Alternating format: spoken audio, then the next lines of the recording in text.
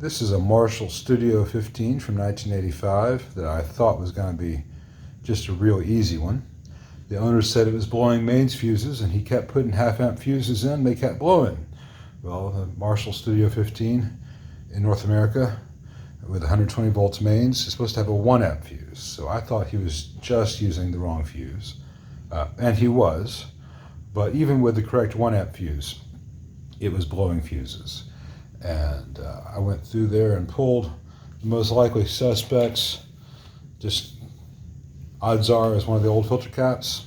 So I just snipped these two 33s, still blowing fuses. I disconnected the wires to that old dual section down there and put in these F&Ts temporarily. Still blowing fuses. I had to do that because if I just disconnected these wires and the problem went away, it wouldn't tell me that much. I disconnected the center tap to the output transformer. I disconnected the wires going to the DC heater supply for the preamp tubes. I disconnected the HT and then the heater secondaries to see if I could trace it down to one of those. Went away when I disconnected the HT. That gave me a clue. That little bit of a boogered wire there is how the amp came in. I'm going to redo those solder joints to get a little bit cleaner looking. The insulation was already melted there. I digress. So I knew it was not a filter cap. It wasn't the tubes. All the tubes are out. I knew it wasn't this 25 watt chassis mount metal clad resistor. I knew it wasn't the output transformer, which is always a good thing. And I found what it was, and I wanted to find what it was before I did anything else, just so I wasn't overlooking some calamitous thing. It was the two 1 in 4007s forming the rectifier. Is actually one of them. It was D5. It measured wrong on my meter when I set it to read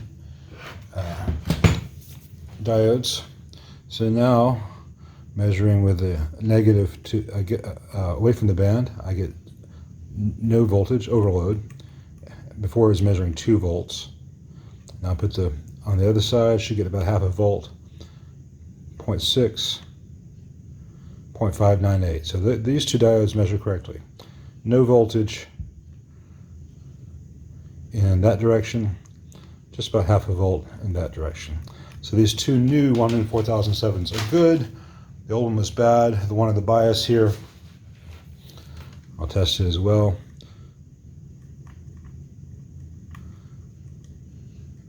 It's still fine. That diode has a lot less current on it than these diodes. Now I'm going to replace all the electrolytics in this in this amp. The owner asked for it. He's absolutely right. It's a depressingly long time since 1985, though my record collection would have you think it was just the other day. So all these electrolytics are going to get changed, including this one here in the preamp supply for the low voltage DC heaters. He also asked if I could make it sound more like a JTM 45, because this is kind of more towards the JCM 800 sound. It's 1985. I'm going to do a few things to kind of smooth it out, lower the gain, take away the shrillness. I cannot make this thing sound like a real JTM 45 based on what's here, but I can move it in that ballpark. And before I do any of that, I need to wrap my head around what they're doing in the output section on this, because it is a fixed bias amp that is also cathode biased. They have individual resistors with bypass caps from the cathode of each output tube to ground here and here, but there's a negative voltage and then dual trim pots to adjust that negative voltage to the grid.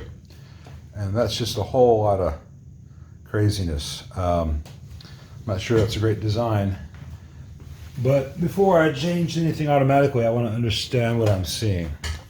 So I'm going to think on that and ponder it and do some math and such. And just real quick, power it up. And no more nasty current. And I want to verify that we do actually have negative voltage at the grid of each output tube. Negative 29.84, negative 29.89. So I'm gonna wrap my head around this hybrid bias they've got going on in this. I know what what capacitors I need to order to change out all the filters, and some changes I'm going to make to the circuit to make it a little more JTM 45, or at least a non-lead plexi. I think maybe Monterey. And we'll report back once those parts are in and we get to hear it again. But interesting little amps. I've heard their praises sung an awful lot, but I had a friend who had one and I played it a lot back in the day, and it was okay. It was okay. So let's see if we make this thing better than okay.